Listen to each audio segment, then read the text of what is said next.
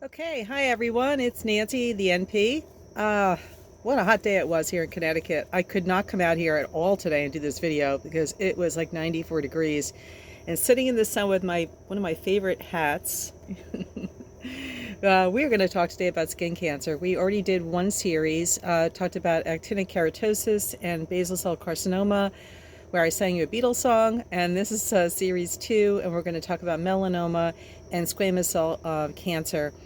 And the objectives of this lecture is going to be who is at risk for squamous cell and melanoma. We're going to learn about the A, B, C, D, E of melanoma.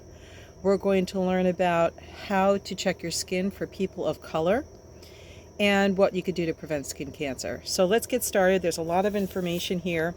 First, we're going to go over squamous cell cancer of the skin. And squamous cell is involving the cells called squamous in the middle and the outer layers of the skin. The squamous cell carcinoma's skin is not usually life-threatening, but it can spread. It can be aggressive, but not life-threatening, and can spread to other parts of the body. So what happens is with exposed sun exposure, UV light, tanning beds, etc., lamps, the DNA, which is our messenger in our skin, can be mutated, and instead of the cells just replicating and being normal, they replicate, overgrow, and take up more space and make the normal cells die. So they proliferate and they become bad cells for us and called squamous cell cancer or carcinoma.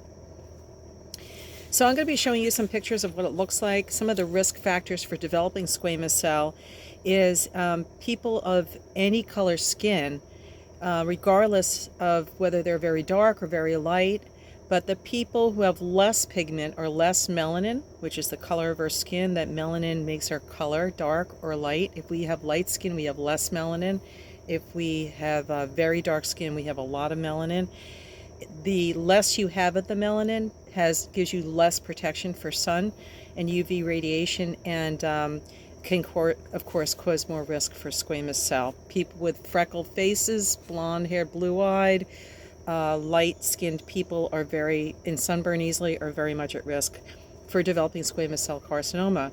Excessive sun exposure we've talked about, specifically between the hours of 10 and 2, is the times of the day when the sun is out, and even in the shade we can get sunburned and we can get cancer. So we're really supposed to be wearing sunscreen. We'll talk about preventative in a minute. Tanning beds, big deal. They are a big deal. A lot of people do use them, and they think they look healthy from them, but they do cause an increased risk for squamous cell carcinoma of the skin. History of sunburns. I remember getting a blistering sunburn as a teenager, and I used sun lamps for my acne, and I am at risk for squamous cell carcinoma in my lifetime because of these blistering sunburns, having one or more of them. Like I said in my other video, our skin's like an elephant; it never forgets. And even something from long, long ago, it will catch up with us over time. So we will talk about how to look at your skin. A personal history of precancerous skin lesions. I did have a dysplastic nevus taken off my leg. It was a little irregular. And anybody who've had a history of actinic keratosis or Bowen's disease have an increased risk of squamous cell carcinoma. So we're just trying to see which is the next bigger cancer for our skin out there, how you can find out if you are at risk and how you can prevent it, and people in your family. And if you've had a personal history of skin cancer during your lifetime, you are at an increased risk for it happening again and getting squamous cell again. So there's really important fact about looking at your skin every month, maybe the same time of month for women to do a breast exam, and for men, if they're doing testicular checks, that's when you should do a skin check. And we'll talk about how to do that in a minute. Another thing is a weakened immune system. We did talk about that. If you're an organ transplant, you're on anti-rejection drugs, you've had lymphoma or leukemia, or any kind of medications to suppress the immune system, you are at increased risk for squamous cell carcinoma. Okay? And there is also a rare genetic disorder called xeroderma pigmentosum, which is causes an extreme sensitivity to sunlight and causes an increased risk of skin cancer, which is a terrible thing to have because that means you really can't go out in the sun much at all. Not good. So here's some of the complications that you can get from squamous cell carcinoma. Because it destroys healthy tissue, it can be aggressive, it can get deep and large, and it can involve the mucous membranes, including the lips. And in people with, so lips have to be checked too, and you got to use we'll talk about this, but even using a lip balm that has at least a 30 SPF is important to do for your lips as well. Even just putting sunscreen on your lips, it will help you. But squamous cell carcinoma can happen anywhere. Some of the symptoms, and we're going to go over some pictures just so you get to have an idea of what they look like. I only have one good picture here. And I'm going to just switch the camera here so you can see for a minute. So here, is a picture of a squamous cell. Look at that. It is actually a firm red nodule. This is on somebody's thigh. It could be a flat sore with a scaly crust. And you can see there is like a crusty center that's indurated. You can have a new sore that is raised over an old scar or an ulcer, or a rough scaly patch on your lip that may evolve to an open sore.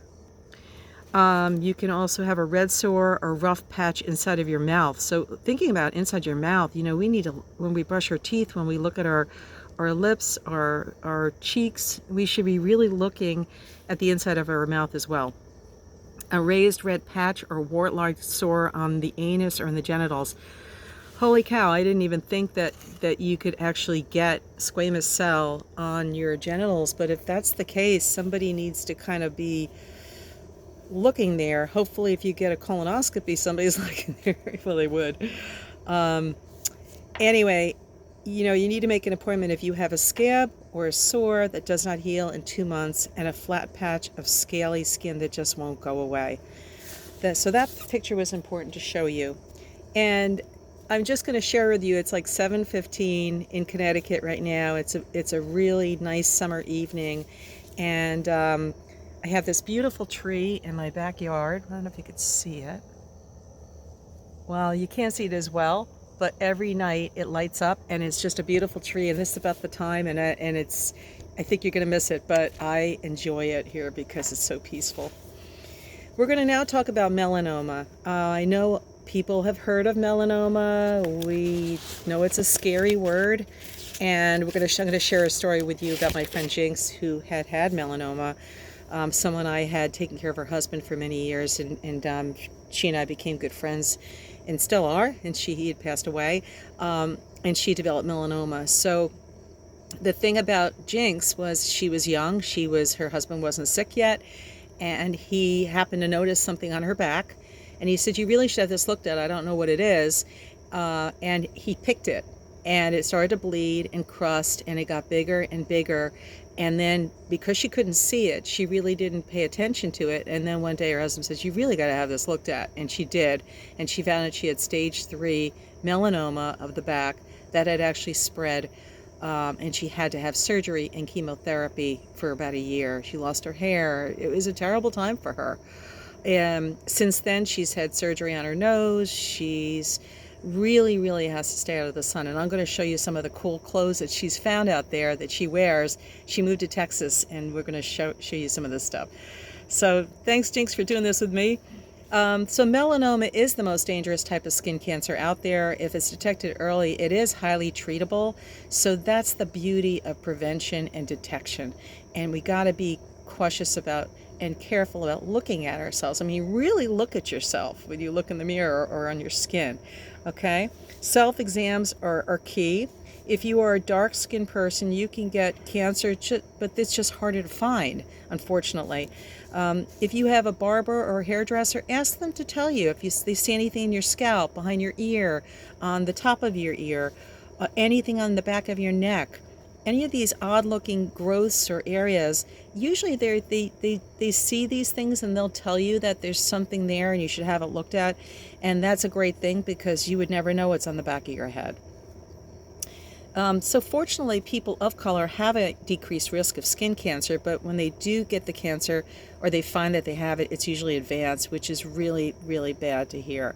So a self-exam is critical. It's recommended you do it monthly. And I bought myself one of these $3 mirrors, and when you look at your skin and you take a look closely with this mirror, you can see an awful lot by yourself. I can look at the back of my neck.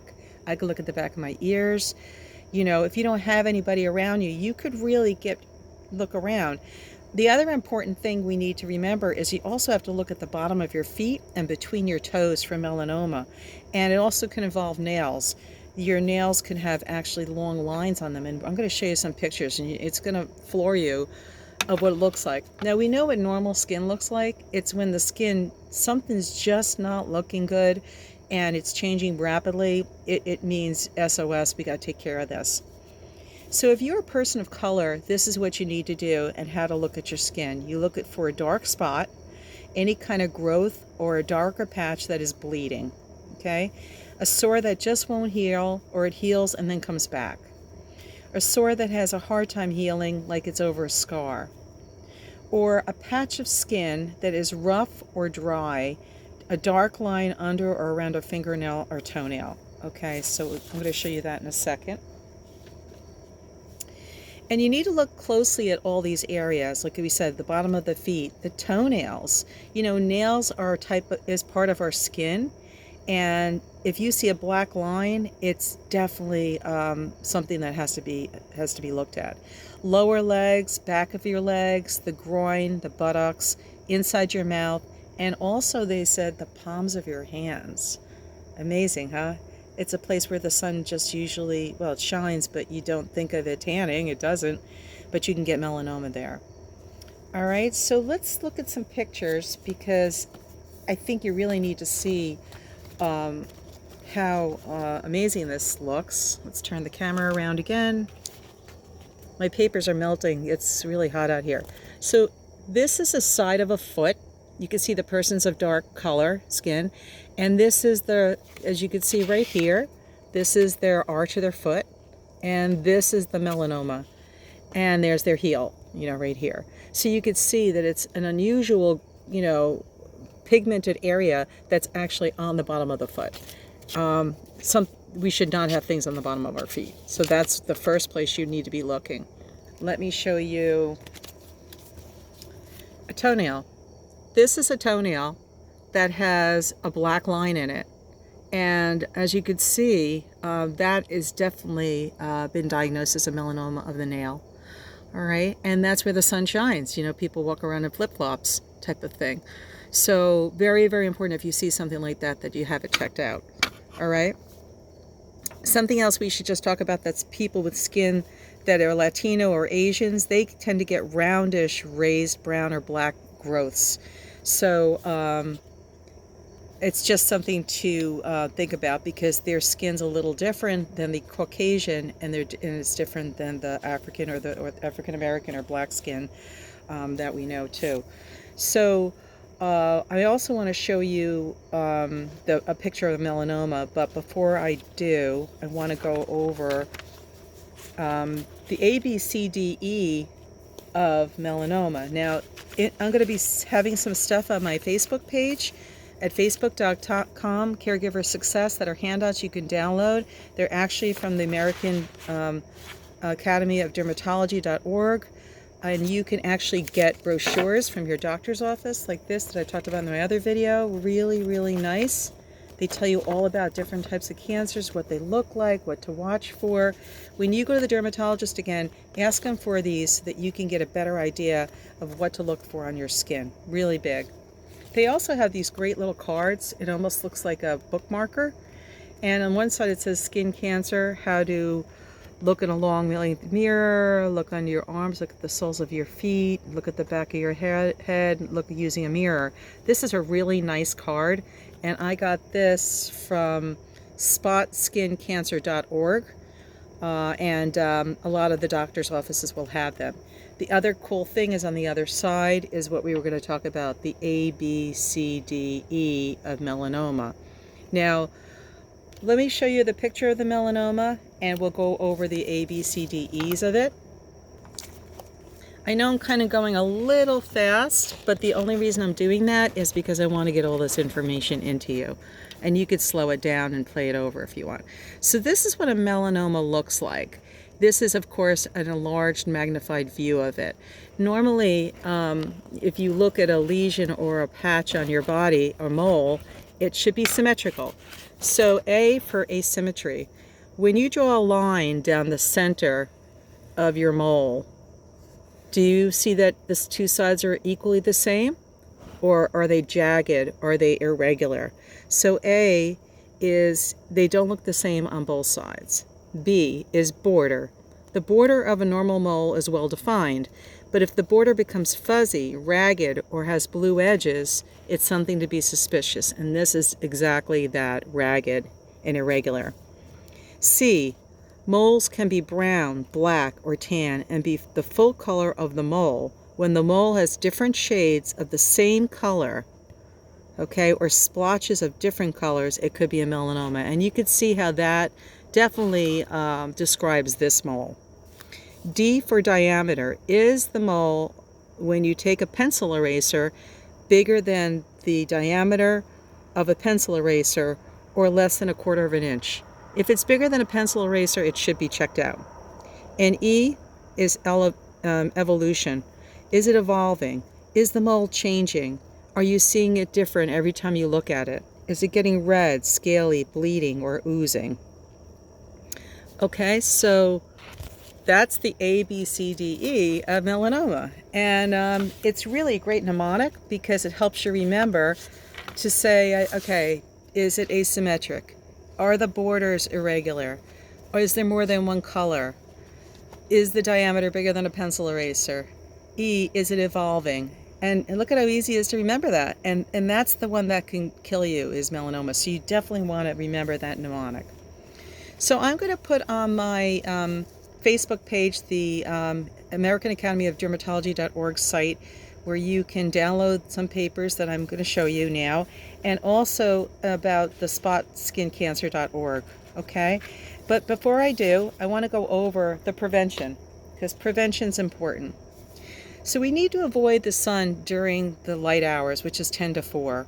And if we know it's going to be cloudy, we should really put sunscreen on before we even go outside in the summer months, because we're still exposed to the sun. Okay? If you're going to use sunscreen all year round, you can and you should. And they recommend a broad spectrum. You know, I got these. You know, there's lots of them out there.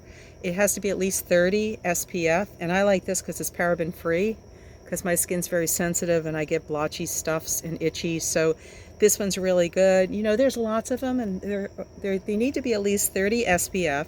And SPF just means sun protection factor. An SPF of 30 means that it covers 97% of the UVB rays, and UVB are the rays that come through that will definitely give you the cancers. The lip balm I showed you should be at least a 15 SPF. This one's 50, so that's pretty cool. And the American Academy of Dermatology recommends at least 30 SPF, okay? Again, like I said, it covers the UVA and the UVB, which is what makes it broad spectrum.